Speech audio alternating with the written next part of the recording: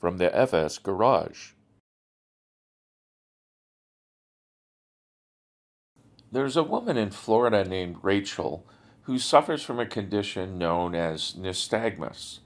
Nystagmus is a vision condition in which the eyes make repetitive, uncontrolled movements, and these movements result in reduced vision and depth perception and can affect balance and coordination.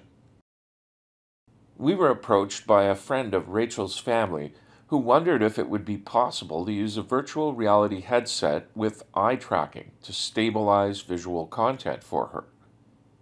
The idea was that if we could track her eye movements, we could move the content around so that it would appear stationary. Not all VR headsets offer eye tracking, and most that do require that both of the subject's eyes converge or look at the same spot. We needed a headset that gave us access to lower level data because Rachel's eyes move independently and don't converge.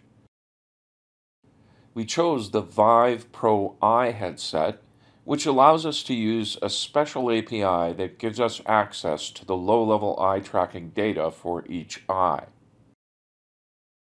We wanted to minimize the amount of disruption to Rachel's life, so we decided to first create an app that simply captured the eye tracking data to a file when she was presented with a series of test content. Not only would the data be useful to analyze the eye movements so we could determine how to compensate for them, but we could use the captured data to test out different strategies by playing it back as though it came from her. Our tests consisted of several stages where Rachel would try to look at a white dot that was either stationary or moving. We also had a section where she would try to read some text, and another section where we recorded her eye movements with no visual content to get an idea of how her eyes moved when she was not trying to focus on something specific. We recorded multiple trials with Rachel using the test app and recording the eye movements so we could review them later. Because her left and right eye are not synchronized, she wears a patch over one eye most of the time.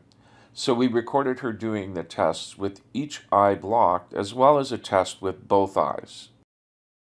Once we had some recorded data, we went into an analysis phase to determine if and how we could use the eye tracking data to move content around so that it would appear stationary.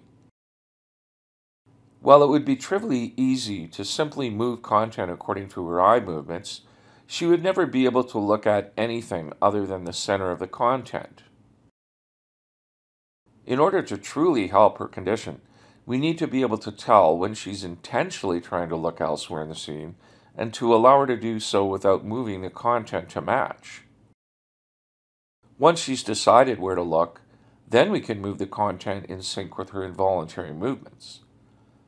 In other words, we need to be able to distinguish the involuntary movements from the voluntary movements.